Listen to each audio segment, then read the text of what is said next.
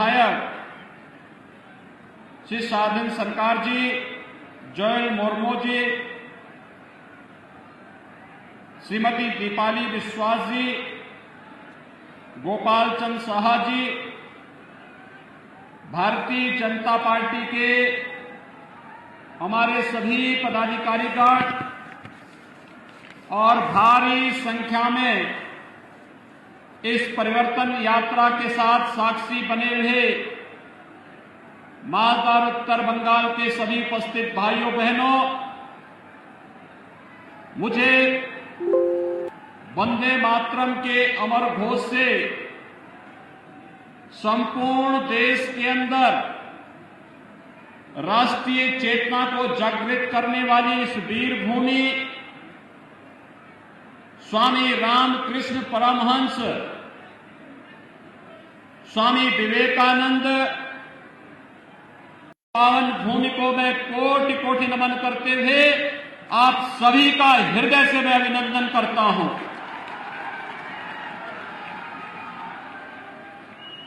भाइयों बहनों, मालदा भारत की सनातन संस्कृति की भूमि है और भारत की सनातन संस्कृति की इस भूमि को कोटि कोटि नमन करते हुए आज मैं अपने आप को सौभाग्यशाली मानता हूं कि मुझे इस परिवर्तन यात्रा में आपके साथ सहभागी बनने का अवसर प्राप्त हुआ है। हम सब जानते हैं कि महाप्रभु चैतन्य महाप्रभु की इस पावन भूमि ने पूरे भारत के अंदर वैष्णव परंपरा का प्रचार प्रसार करने में जिस बड़ी भूमिका का निर्वहन किया, यह भूमि वैष्णवपाद के महान ध्वजाधारी गौरी वैष्णव जीवा गोस्वामी देवा जी की जन्म देने वाली भूमि भी है। स्वाभाविक रूप से बंगाल भारत के सांस्कृतिक राष्ट्रवाद की धरती रही है, भारत के स्वाधीनता आंदोलन की क्रांति की धरती रही है। लेकिन आज जब बंगाल के अंदर अराजकता और बंगाल के अंदर बदहाली की स्थिति को हम सब देखते हैं तो पूरे देश को पीड़ा होती है और इसीलिए भारतीय जनता पार्टी का राष्ट्रीय नेतृत्व और एक एक कार्यकर्ता प्रत्येक बंगाली भाई और बहनों के साथ जुड़ने के लिए आया है कि हमें एक बार फिर से बंगाल की पहचान को पुनर्स्थापित करके बंगाल के माध्यम से एक नए परिवर्तन को आगे बढ़ाना है। भाइयों बहनों, बंगाल हमेशा से परिवर्तन की धरती रही है। याद करिए, जब देश के अंदर स्वाधीनता की अलग जगानी थी तो बंकिम चंद्र चट्टोपाध्याय ने इसी धरती से वंदे मातरम का उद्घोष किया था। आनंद मठ उपन्यास के माध्यम से उन्होंने भारत की सुप्त चेतना को जागृत करके पूरे देश के अंदर राष्ट्रीयता का जो संचार किया था, आज भी हर भारतीय अपने राष्ट्रीय गीत के रूप में वंदे मातरम को मान करके भारत के स्वाभिमान और सम्मान का अलग देश और दुनिया के सामने प्रस्तुत करता है। ये धरती गुरुदेव रविंद्रनाथ टैगोर की धरती है, जिसने भारत को भारत का राष्ट्र ज्ञान भी दिया और राष्ट्रगान के साथ ही इस धरती से ही हम सब जानते हैं कि यही वह धरती है जिसने साहित्य के क्षेत्र में भारत का पहला नोबेल प्राइज भी भारत को देने का कार्य किया था गुरुदेव रविंद्रनाथ टैगोर की उस अमर कीर्ति गीतांजलि के माध्यम से। लेकिन आज बंगाल कहां चला गया है? कभी भारत को नेतृत्व देने वाला, भारत को एक नई दिशा देने वाला बंगाल आज कहां पर है? आज यहां पर गरीबी है, आज यहां पर बदहाली है, आज यहां पर अराजकता है, आज यहां पर सत्ता प्रायोजित अपराध और आतंकवाद न केवल यहां की सुरक्षा के सामने गंभीर संकट खड़ा कर रहा है, बल्कि देश की सुरक्षा को भी चुनौती देते हुए दिखाई देता है। आज बंगाल में केंद्र सरकार की कल्याणकारी योजनाओं को लागू नहीं करने दिया जाता है और आज बंगाल के अंदर एक तरफ यहां पर जिस बंगाल ने आदिशक्ति मां भगवती दुर्गा के अनुष्ठान का श्री गणेश करके पूरे देश के अंदर शक्ति का एक नया संचार किया था, आज उस बंगाल के अंदर दुर्गा पूजा पे प्रतिबंध लगाया जाता है। ईद में जबरदस्ती गौ हत्याएं प्रारंभ कराई जाती हैं और साथ साथ यहां पर तस्करी और गौ तस्करी के माध्यम से यहां की भावनाओं के साथ खिलवाड़ करने का कार्य किया जाता है। यहां की सरकार मौन बनी रहती है। भाइयों बहनों, बंगाल में आज जय श्री राम के नारे लगाने को भी प्रतिबंधित करने का कार्य किया जाता है और हमले करवाए जाते हैं। लेकिन मैं बंगाल की सरकार से कहना चाहता हूं, मैं ममता दीदी जी से अनुरोध करना चाहता हूं, एक सरकार कभी उत्तर प्रदेश में थी जो अयोध्या में राम भक्तों पर गोली चलाती थी, उस सरकार का हर साहब ने देखा है क्या हो गया है। और अब बारी बंगाल में टीएमसी की सरकार की है। जो भी राम का द्रोही है, याद रखना, मालदा की धरती से ही मैं इस बात को कह रहा हूं, होली आने वाला है अभी कुछ ही दिनों के बाद, और कभी उस कालखंड में भी कुछ लोगों ने भगवान विष्णु और राम का नाम लेने को प्रतिबंधित किया था। होली के अवसर पर हम लोग क्या कहते हैं इसको। और मित्रों, आज बंगाल के अंदर एक बार फिर से जय श्री राम के नारे को प्रतिबंधित करने का कार्य किया जा रहा है। लेकिन याद रखना, भारत की जनता राम के बगैर कोई काम नहीं करती है। जब आपस में मिलती है तो राम राम कहती है, घर में कोई काम होता है तो राम नाम का जप करती है, और जब किसी परिजन की अंतिम यात्रा भी निकालती है तो फिर राम नाम सत्य है के साथ ही उस यात्रा को भी आगे बढ़ाने का कार्य करती है। राम के बगैर भारत का कोई काम ही नहीं, और जो रामद्रोही हैं उनके अभी भारत में कोई काम नहीं, बंगाल में कोई काम नहीं। ये संकल्प हम सबको लेकर के चलना है। और मैं यही पूछना चाहता हूं टीएमसी की सरकार से कि आपको राम भक्तों पर तो कोई रहम नहीं, लेकिन बंगाल के अंदर अराजकता पैदा करने वाले लोगों के साथ आखिर टीएमसी की कौन सी दोस्ती और कौन सी गठबंधन है जिसके कारण वह बंगाल की पूरी व्यवस्था को बदलने पर उतारू हो गए हैं। ये आत्मघाती कदम बंगाल की धरती से क्यों?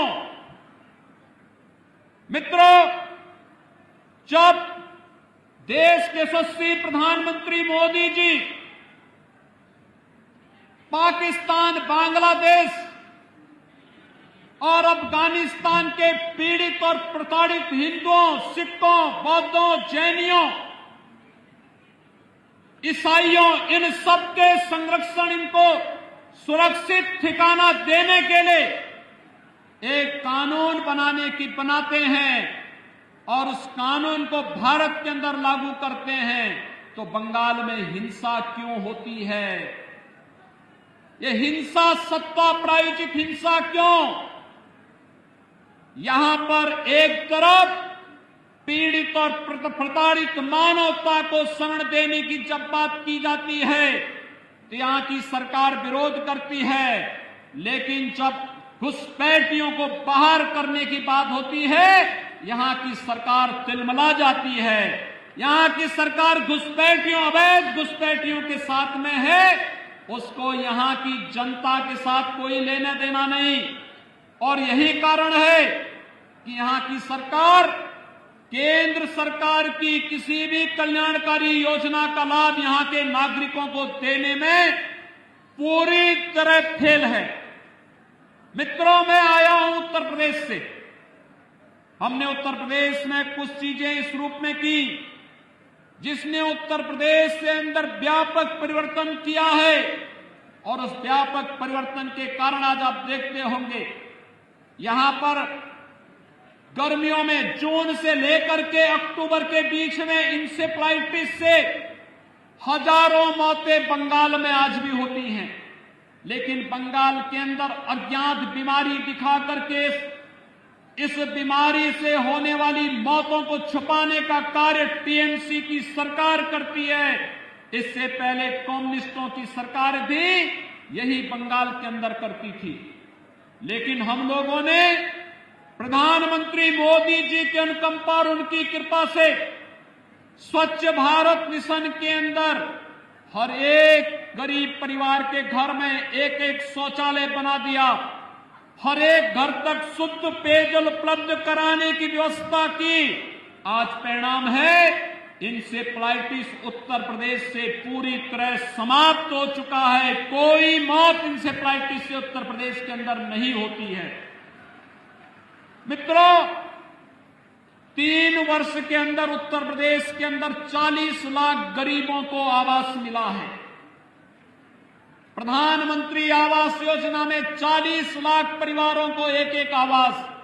मैं आ रहा था अभी बागडोगरा से, मैं देख रहा था मालदा तक एक भी गरीब व्यक्ति का पक्का मकान नहीं है। ये प्रधानमंत्री आवास योजना का लाभ यहां के गरीबों को क्यों नहीं मिल पाता है? यहां के बंगाल के गरीबों को क्यों नहीं मिल पा रहा है? क्योंकि यहां की सरकार रुचि नहीं ले रही है। उत्तर प्रदेश के अंदर 6 करोड़ गरीबों को आयुष्मान भारत में 5 लाख रुपए की स्वास्थ्य बीमा का कवर है। वह कहीं भी किसी भी हॉस्पिटल में उत्तर प्रदेश के अंदर या देश के अंदर जाएगा, उसे 5 लाख रुपए की स्वास्थ्य बीमा का लाभ हर वर्ष प्राप्त हो रहा है। केंद्र और राज्य सरकार मिलकर के इस कार्यक्रम को आगे बढ़ा रहे हैं। आखिर प्रधानमंत्री आयुष्मान भारत का लाभ बंगाल के गरीबों को, बंगाल के नागरिकों को टीएमसी की सरकार क्यों नहीं देने जा रही है? क्योंकि उसे मालूम है अगर वह इन गरीबों को इसका लाभ दे देगी तो फिर वह वोट बैंक नहीं बना पाएगी। मित्रों, इसी प्रकार से अगर आप देखेंगे प्रधानमंत्री किसान सम्मान निधि का लाभ उत्तर प्रदेश के अंदर 2 करोड़ 42 लाख किसानों को हर वर्ष प्रधानमंत्री किसान सम्मान निधि में 6,000 रुपए डीबीटी के माध्यम से उसके अकाउंट में पैसा आता है। लेकिन बंगाल के अंदर प्रधानमंत्री किसान सम्मान निधि को नहीं लागू करने दिया गया। ममता दीदी ने ये पैसा यहां के किसानों के खाते में नहीं देने दिया, किसानों को इसका लाभ मिले, उन्होंने इसको बंगाल में लागू ही नहीं करने दिया गया। नेशनल पोर्टेबिलिटी के अंतर्गत 1 नेशन 1 राशन कार्ड की सुविधा अगर बंगाल का व्यक्ति बंगाल के अंदर चाहे तो बंगाल के अंदर, और अगर उसकी मर्जी आए तो वह देश के अंदर जहां कहीं रहता है राशन कार्ड से राशन लेने का लाभ ले सकता है। लेकिन टीएमसी की सरकार ने नेशनल पोर्टेबिलिटी को यहां लागू ही नहीं करने दिया, जिससे बंगाल के नागरिकों को राशन की सुविधा का लाभ नहीं मिल पाता है। केवल चंद टीएमसी के गुंडे खाद्यान्न घोटाले में लिप्त होकर के यहां के नागरिकों के खाद्यान्न को हजम करने का कार्य कर रहे हैं। मित्रों, बंगाल के अंदर छल छद्म और धोखे से यहां पर लव जिहाद की घटनाओं को भी अंजाम दिया जा रहा है। हम लोगों ने यूपी के अंदर कानून बना दिया, लेकिन बंगाल के अंदर क्योंकि तुष्टीकरण की राजनीति है, न वह गौ तस्करी को यहां की सरकार रोक पा रही है और न ही लव जिहाद की उन घातक गतिविधियों को जिसका दुष्परिणाम आने वाले समय में बड़ा खतरनाक होने जा रहा है, वह यहां की सरकार इसको रोकने में पूरी तरह विफल है। और इसीलिए आज हम सब परिवर्तन यात्रा में आप सबका आह्वान करने के लिए आए हैं। जो सरकार आपको सुरक्षा नहीं दे सकती, जो सरकार अपराधियों का संरक्षण दे रही हो, जिस सरकार को कानून का राज स्थापित करने में नहीं, जिस सरकार को एन केन प्रकारेण सत्ता में बना रहना ही अपना एकमात्र उसने युग धर्म बना लिया हो, उस सरकार के साथ जो गरीबों के लिए कार्य नहीं कर सकती, जो सरकार कमजोरों के लिए कार्य नहीं कर सकती, जो सरकार किसानों के लिए कार्य नहीं कर सकती, जो सरकार युवाओं के लिए कार्य नहीं कर सकती और जो सरकार महिलाओं को सुरक्षा नहीं दे सकती है, उस सरकार को एक भी क्षण रहने का अधिकार नहीं होना चाहिए। और बंगाल के भाइयों बहनों, मैं आप सबका आह्वान करने के लिए आया हूं। ये परिवर्तन यात्रा में जो उमड़ा हुआ ये जन सैलाब है, ये बंगाल के परिवर्तन का साक्षी बन करके इस परिवर्तन का बाघ बनने के लिए उतारू हो गया है। और ये बाघ इस रूप में उतारू हो चुका है, उसने संकल्प ले लिया है। मोदी जी के नेतृत्व में पूरे देश के अंदर जिस तरीके से कोरोना प्रबंधन का कार्य किया गया, हम आभारी हैं प्रधानमंत्री मोदी जी के। मित्रों, आभारी हैं प्रधानमंत्री मोदी जी के। उन्होंने कोरोना कालखंड के अंदर गरीब कल्याण पैकेज की घोषणा करके हर गरीब को फ्री में राशन देने का काम किया, हर गरीब को गरीब कल्याण पैकेज का लाभ दिया, जनधन अकाउंट धारी को 500 रुपये महीने लगातार 3 महीने तक देने का कार्य किया, हर वृद्धजन को, हर निराश्रित महिला को, हर दिव्यांग जन को भी उन्होंने 1-1 हजार रुपये की राशि, भरण पोषण की राशि उपलब्ध कराई। और प्रधानमंत्री किसान सम्मान निधि से जुड़े हुए लोगों को भी उस दौरान अतिरिक्त पैसे की व्यवस्था उन्होंने उस समय की थी।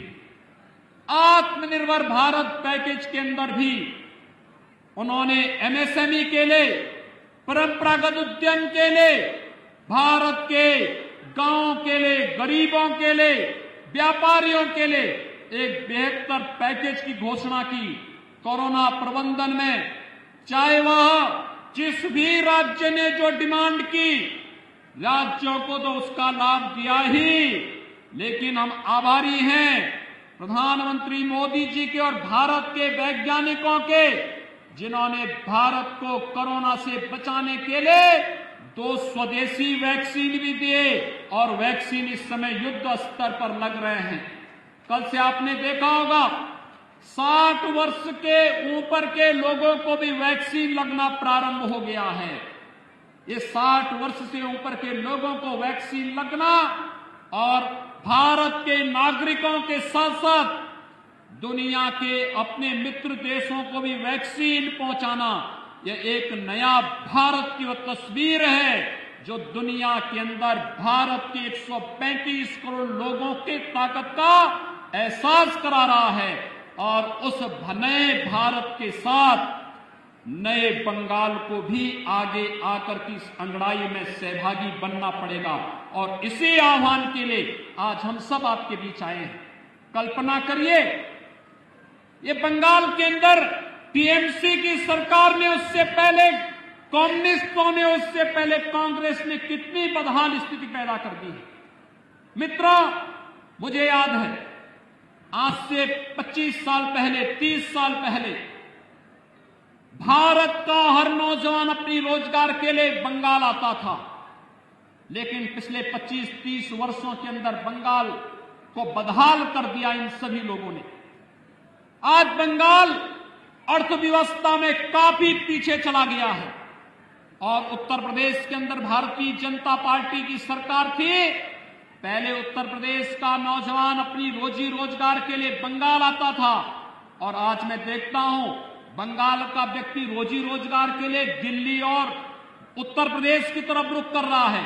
उत्तर प्रदेश आज देश की दूसरी अर्थव्यवस्था बन गया है। आखिर बंगाल आपका पश्चिमी बंगाल क्यों नहीं बन सकता है, जबकि संभावनाएं थी यहां पर, लेकिन यहां की सरकार ने उस प्रकार की सोच ही पैदा नहीं होने दी है। ये विकास में रुचि नहीं लेना चाहते और विकास में तो रुचि नहीं, लेकिन राष्ट्रीय सुरक्षा के साथ भी ये लोग खिलवाड़ कर रहे हैं। आपने देखा होगा मोदी जी के नेतृत्व में जब देश के अंदर सरकार आई, पहले गरीबों के कल्याण के लिए योजनाएं बनी, गरीबों के कल्याण के लिए बनने वाली योजनाओं के साथ फिर उन्होंने देश की संप्रभुता को सुरक्षित रखने के लिए कार्यक्रमों को आगे बढ़ाया। याद करिए 5 अगस्त 2019 की तिथि, देश के अंदर आतंकवाद की प्रतीक बनी धारा 370 को हटाने का कार्य भी मोदी जी के नेतृत्व की भारतीय जनता पार्टी की सरकार ने किया था। याद करिए इसी धरती पर पैदा होने वाले डॉक्टर श्यामा प्रसाद मुखर्जी ने घोषणा की थी, एक देश में 2 प्रधान, 2 विधान और 2 निशान नहीं चलेंगे। और उन्होंने कश्मीर मुक्ति के लिए एक आंदोलन प्रारंभ किया था। मित्रों, डॉक्टर श्यामा प्रसाद मुखर्जी के इस सपने को साकार किया है प्रधानमंत्री मोदी जी ने और गृह मंत्री अमित शाह जी ने। उन्होंने धारा 370 को कश्मीर की धरती से पूरी तरह समाप्त करके आज कश्मीर भारत के संविधान और भारत के कानून के अनुरूप भारत की व्यवस्था के साथ चल करके विकास की एक नई ऊंचाइयों को पार कर रहा है। मित्रों, 500 वर्षों से हर भारतीय जनमानस की अभिलाषा थी, वह अभिलाषा थी जिसके लिए बंगाल से भी कार सेवा करने के लिए हजारों नौजवान गए थे। श्री राम कोठारी और शरद कोठारी के बलिदान को कौन विस्मृत कर सकता है, जिन्होंने अयोध्या में बाबरी ढांचे को हटाने के लिए अपना बलिदान दिया था।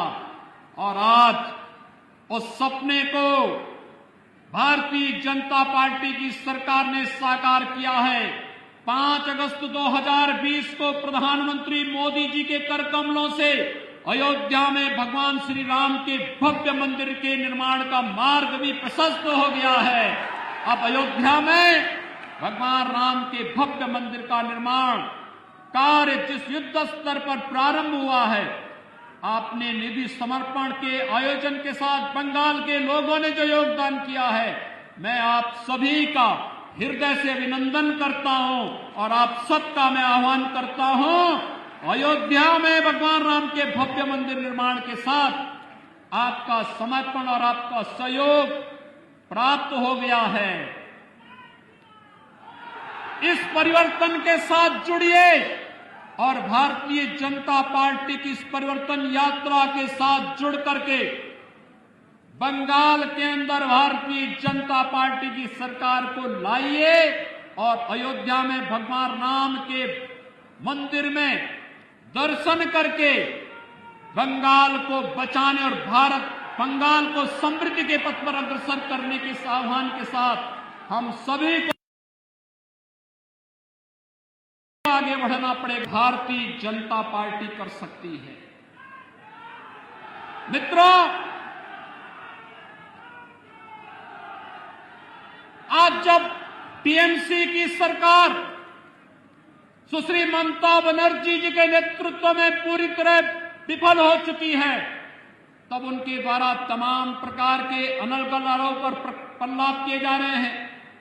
उनके द्वारा जिस प्रकार की टिप्पणियां और जिस प्रकार के वक्तव्य दिए जा रहे हैं, मुझे आश्चर्य होता है कि इतने लंबे समय तक मुख्यमंत्री रहने वाला व्यक्ति इस तेजी के साथ आपा खो दे, ये बड़ी विचित्र सी स्थिति है।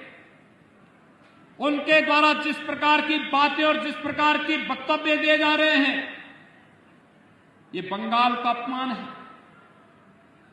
बंगाल के नागरिकों के साथ धोखा है।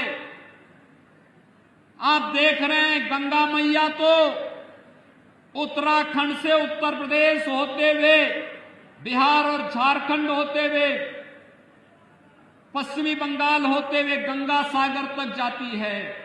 ये गंगा मैया तो भारत की एकात्मता की एक बहुत पवित्र धारा का एहसास हम सबको कराती है, जो एक भारत श्रेष्ठ भारत के साथ हम सब को जोड़ती है।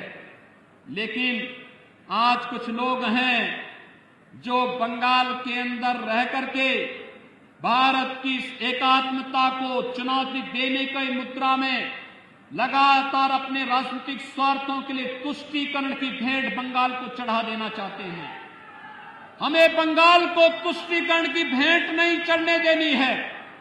गंगा की अविरलता और निर्मलता को तो बनाए रखने के लिए नमामि गंगे परियोजना के माध्यम से प्रधानमंत्री मोदी जी के द्वारा कार्य किया जा रहा है, और साथ साथ गौ हत्या को रोकने के लिए भी बड़ा कार्यक्रम हम लोग प्रारंभ करने जा रहे हैं। उत्तर प्रदेश के अंदर कोई गौ हत्या नहीं कर सकता।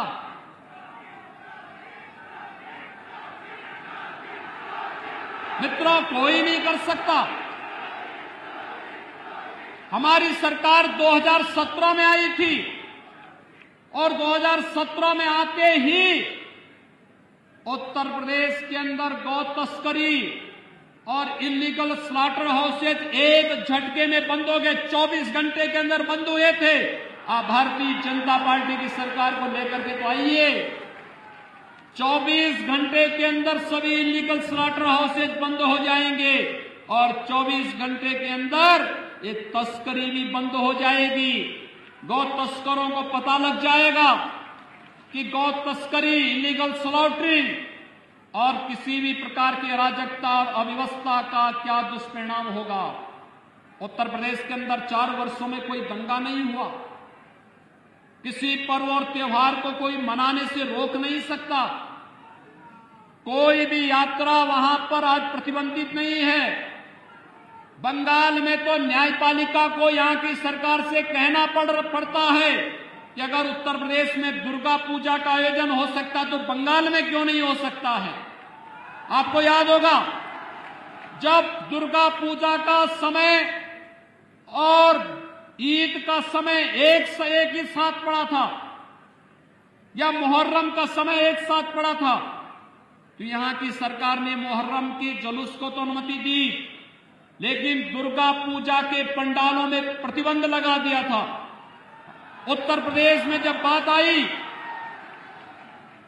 उत्तर प्रदेश में हम लोगों ने कहा कि नहीं भाई, दुर्गा पूजा का जो समय होगा उस समय पूजा ही होगी और उस समय पूजा में कोई व्यवधान हम नहीं पड़ने देंगे।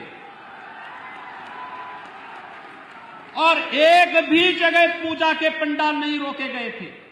लेकिन बंगाल के अंदर बैन किए जाते हैं, पूजा को प्रतिबंधित किया जाता है, भावनाओं के साथ खिलवाड़ किया जाता है, गो तस्करों को प्रश्रय दिया जाता है, उनके समर्थन में सत्ता के यहां पर वक्तव्य आते हैं। ये मुझे आश्चर्य होता है इन सब बातों को लेकर के। ये भारत की आस्था के साथ खिलवाड़ है और भारत अपनी आस्था के साथ कभी खिलवाड़ बर्दाश्त नहीं कर सकता है।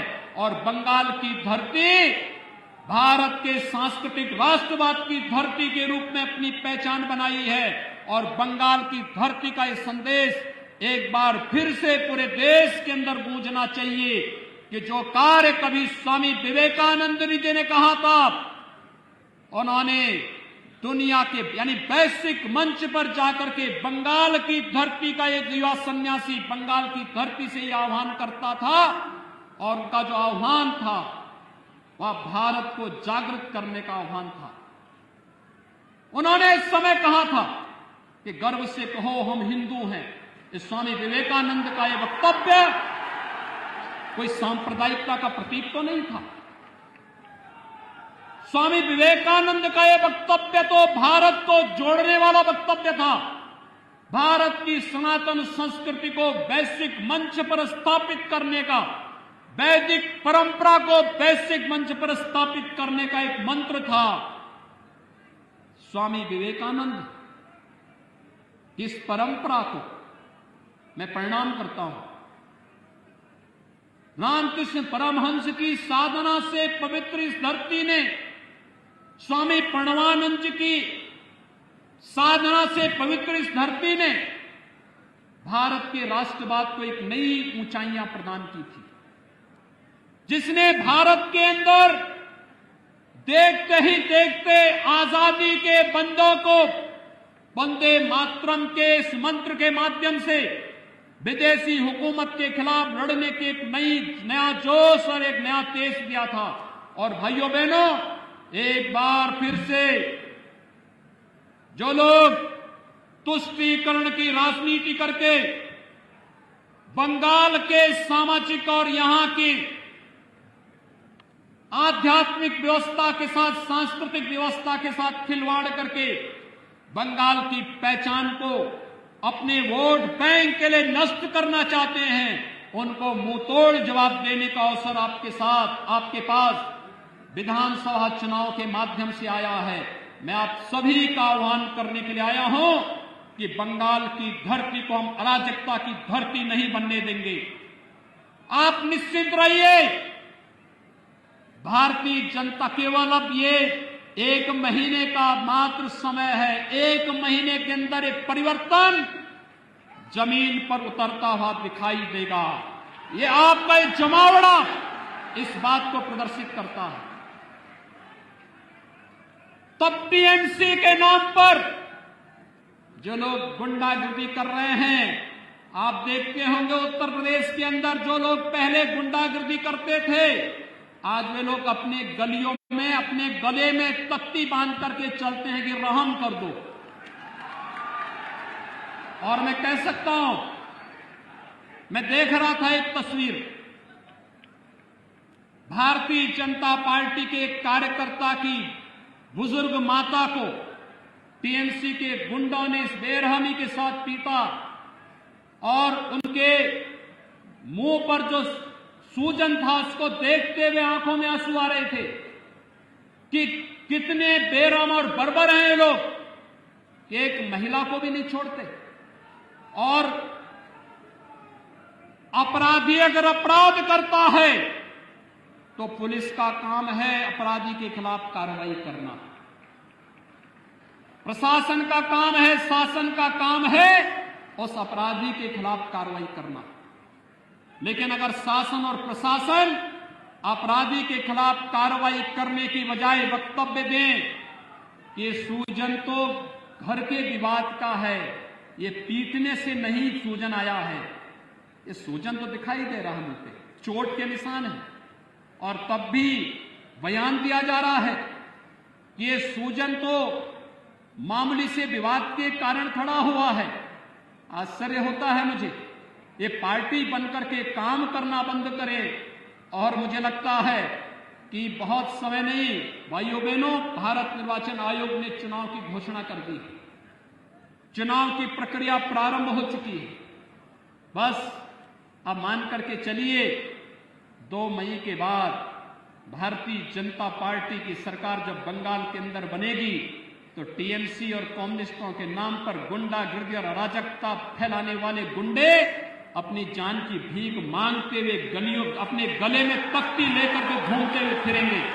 और उस समय फिर वह दृश्य देश के सामने होगा कि जो भी कानून के साथ खिलवाड़ करेगा उसको अपनी जान की भीख मांगने के लिए इसी प्रकार से मजबूर होना पड़ेगा।